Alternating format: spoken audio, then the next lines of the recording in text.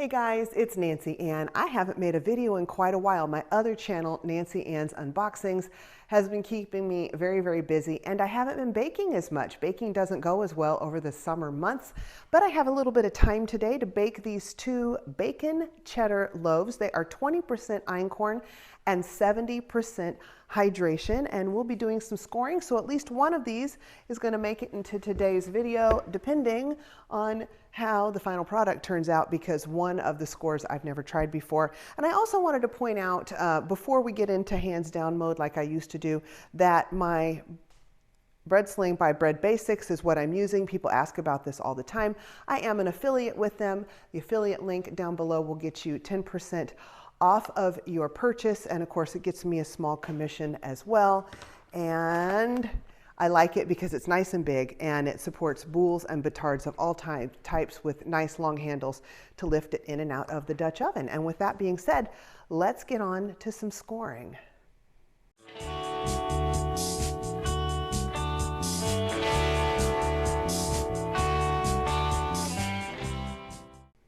This is the boule. This is the score I'm feeling the most confident about, and I'm pretty sure is going to make it into the video. This is going to be a pumpkin loaf. I've done one of these before. A little bit of a different score today. I will warn you, I have not scored in a very long time. So we'll see how this turns out. So I'm going to put this string that has been soaking in a little bit of inexpensive canola oil down, oops, wrong order, over here, and actually put it across the top of the loaf. See, it's been a while. Okay, and I have 4 of these to make a total of 8 sections. This is about a 500-gram loaf, about 500 grams of flour total, and again, it's about 20% einkorn.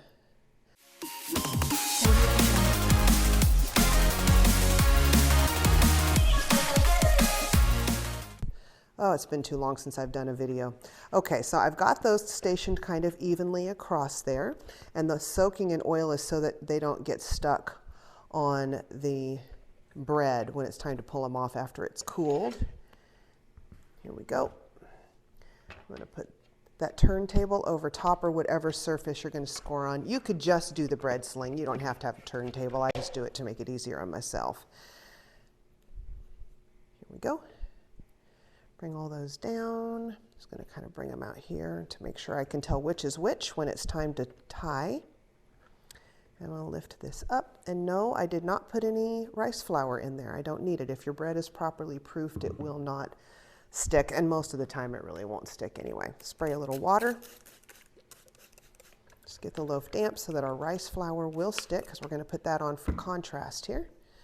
This is going to be a pumpkin loaf with the sides bulging out. That's why we need the string, in case you haven't seen one of these. They are all over Instagram and I'm assuming YouTube. Give that a minute to soak in. Now I'm going to tie these.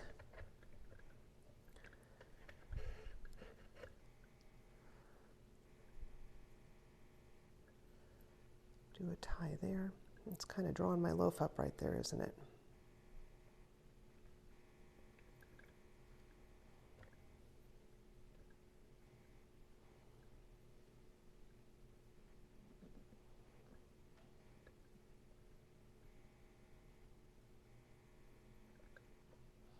Okay, and we will fast forward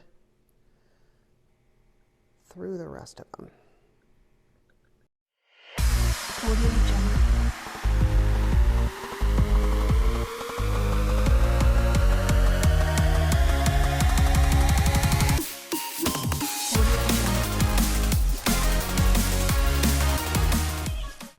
Now I'm going to cut the excess off. I am not convinced I got this even. I can tell this one right here is a little bit off, but I also think that it may be bigger over there. But you know what? We are where we are, and I've taken the time to tie it, and so we're just gonna roll with it. I want to thank the people who've subscribed new. We've been surprised to see that we've had subscribers recently, probably because I've posted a loaf or two on Instagram in the not too far past, but thank you very much. It's part of the reason why I'm making a video. I thought people might like to see something. Okay, and you'll notice I didn't put this on too tight. It will rise up through this. I could have done it maybe a little tighter, but it's okay. Okay, I'm going to do wheat stalks coming up, and I'm going to make the string. Nope, I've got to put my rice flour on. Almost forgot. That would have been a disaster. Good gravy, it's been too long since I've done this. So that water is what's going to help the rice flour stick. But we're going to do a wheat pattern using the string as the center of the wheat stalks. Get this kind of even. There we go. Here we go. So I'm just going to take my loam. This is a UFO loam. It's my favorite type. I feel like I have more control with it.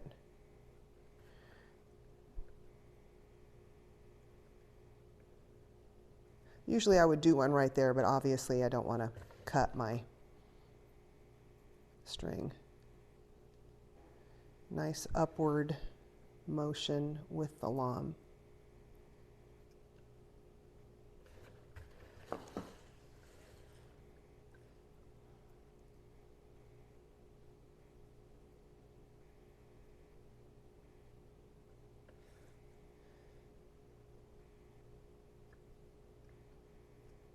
So my concern is that where these are starting to meet, that it will go across and crack.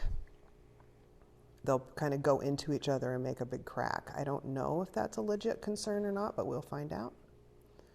Sorry if my hand's in the way here. Unfortunately, I need my hands to score.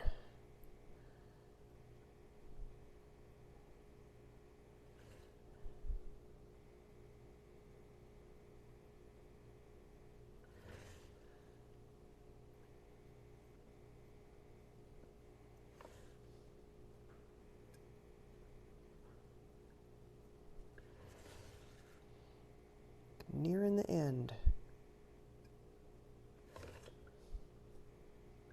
I think that could use a little more rice flour, so I'm just going to doctor it up there for just a minute.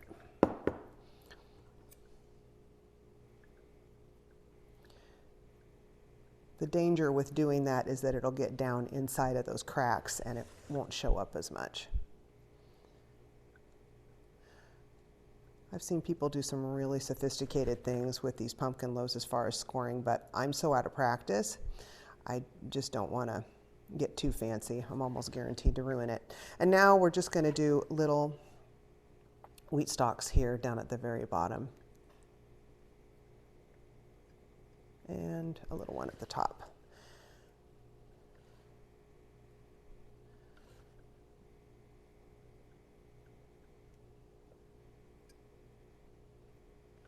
These will likely get pushed down and be barely visible when it bakes if it rises up the way I think it will. I think this bread is pretty well proofed. I'm anxious to try the bacon cheddar. I'm not sure I've done that before. It's just a little bit of bacon. We just had a little bit of bacon for me to use, so. But there's quite a bit of cheddar in these. I think sometimes with sourdough you can put too many occlusives, extra stuff in there, and you can kind of ruin the sourdoughiness of it, if you know what I'm talking about. Because I like the taste of sourdough itself. And you don't have to do as many of these sections. You could do 3 of these instead for 6 sections and just position them so that they come out even.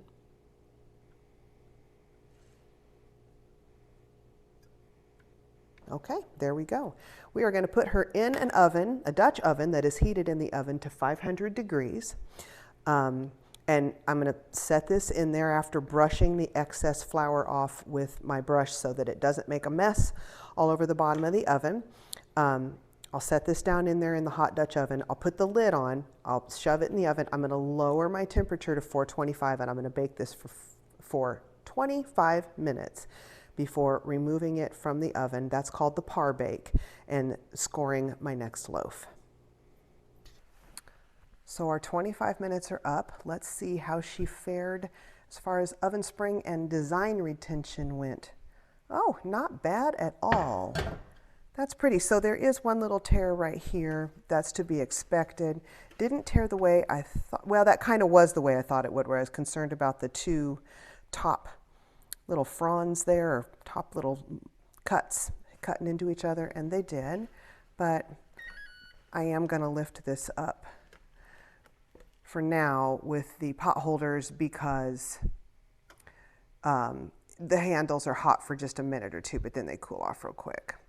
Figure where I am in the center. So anyway, there we go. That's our design. I'm going to move it over here, and I'm actually going to pick this up with the pot holders, put it there, and then I'm going to let this cool for scoring again. I'm going to put this back in the oven, let it heat to 500 for my next loaf. They will bake together over here when the next one is done with its par bake. Next loaf up is a batard. Same flour and inoculations and everything as the last one. Put the bread sling in here. I washed it off a little bit in cool water just to make sure it was nice and cold. Flip this over.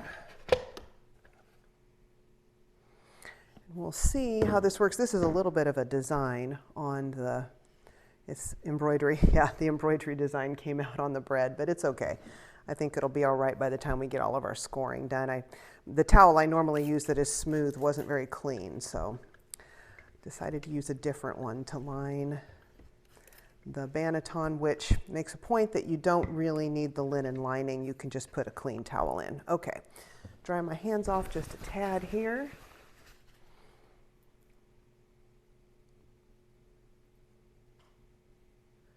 Bring you guys in a little closer so we can see. And now my rice flour is going to go on. You always want to let that water that you sprayed on there have just a second or two to soak in a bit so you don't wind up with glue when you put your rice flour on. I don't know if rice flour would make glue, to be honest with you. All right, there we go. And now I've never done this before. So this is a piece of dental floss. I've never done this pattern before. I saw it on someone's Instagram. So if you think this looks like yours, it is. And that was a while ago. So I'm not really sure that I'm doing it exactly the way they did, but we're going to try it. This is going to be a spider web. And I'm thinking, how do spider webs work? They kind of, yeah, they cross. So I'm going to do my cross on the spider web. You know what? I'm not happy with that. That's what I love about rice flour. I can erase. I want to do it more off to the side. And I'm actually going to make my cross up here because I'm going to make a ear score. And I want to make sure that the center of my web design is off, the circle part is off to the side. So I'm just going to do a bunch of these like this. All right, that's going to be the middle of our web. This should be fairly simple, she said, hopefully. So I'm just going to run real light here. I don't want to cut in deep on these because I don't want to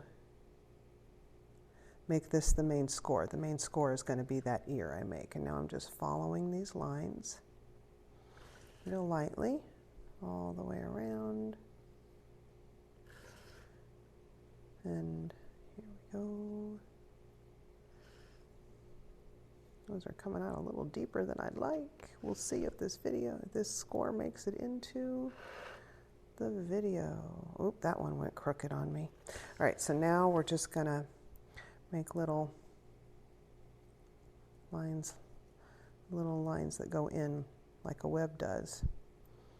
When a spider makes his little home / lair. And again, I'm not going real deep on this.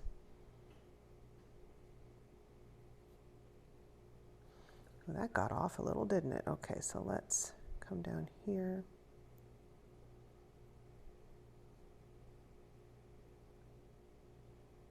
I have a feeling I'm going to learn a thing or two on this score.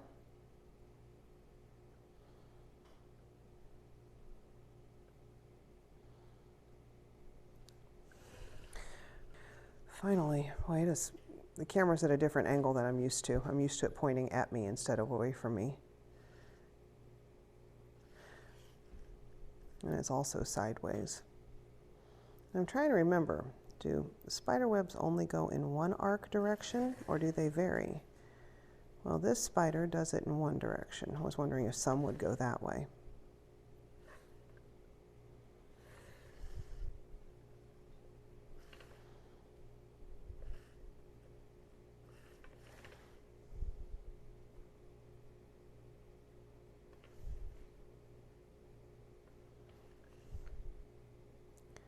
And I am connecting all from some score to score here, there to there. So I anticipate it's going to spread out a little bit, but hopefully when I make that ear score, it will compensate.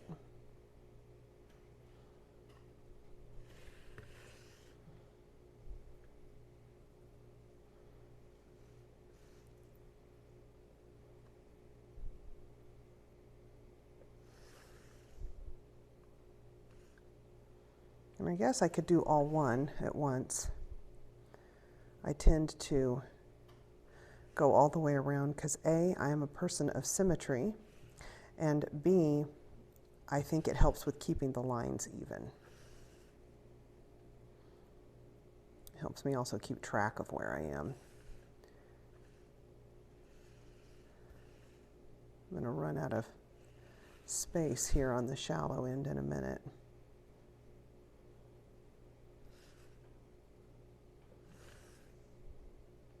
First time doing this score.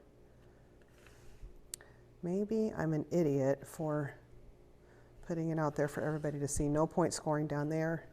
Nobody's going to see it. The oven spring will push that out likely. So we're just going to work from here on over. From this point on out. Still keeping it rather shallow.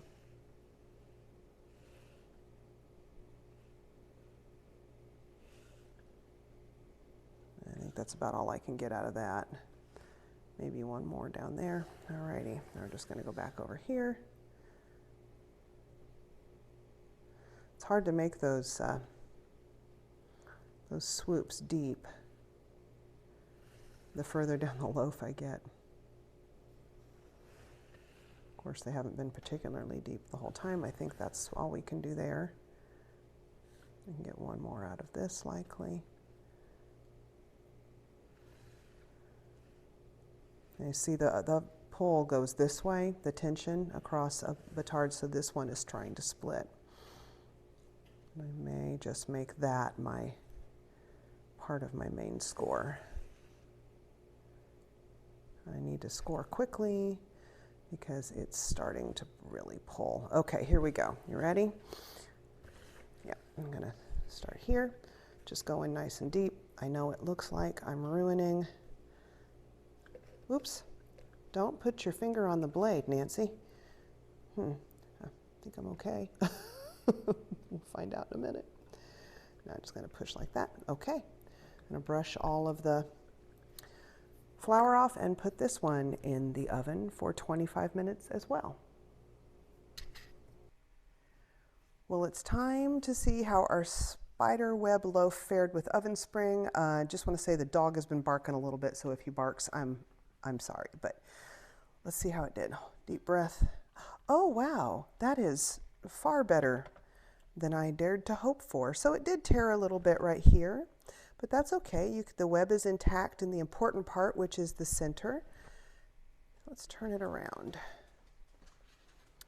Yeah, that's kind of pretty, and it goes down to the other side, and we've got a fairly decent ear. So this is going to lift out. I'm just going to put it directly on, whoops, don't bump too hard, little loaf, on the cookie sheet here, and that will, and get you to see, will bake along with its little friend for another 20 minutes at 425 degrees. Well, here we are with our spider web loaf. I figured I'd do this one last, because the other one I still need to take the string off, and I'll show you the process of that. But here we go. I think this turned out really nice. little bit of a split in here, but that's just to be expected. I mean, it means I had good oven spring. Pretty good sized belly. I'm happy with the ear. See if I can get a picture of that. Keep it in frame. There we go. So that's the spiderweb loaf, and I'll be back with taking the string off of the pumpkin loaf after it cools. This loaf is still really warm, so I can't cut into it yet, but I did want to show you the process of taking the string off. Now remember, we soaked this in oil, some canola oil. So I'm being careful though. See that little one right there? I'm trying not to dig down into the bread while I remove it. So I'm just going to peel them back. This is oddly satisfying. These loaves that look like a pumpkin have these string. They tend to have a more compacted crumb because the crumb is being compacted. It's being squished down by the string. So what you get in beauty, you compensate for in lack of as much of an open crumb as like this loaf, the one with the spider web. This one's going to have a better crumb. You can already tell it's taller because nothing was holding it down. All right, so got that. Now we're going to turn it over. I'm going to very carefully, because I don't want to tear my loaf, just remove these. Take that one out entirely. That was the top one. It's the next one.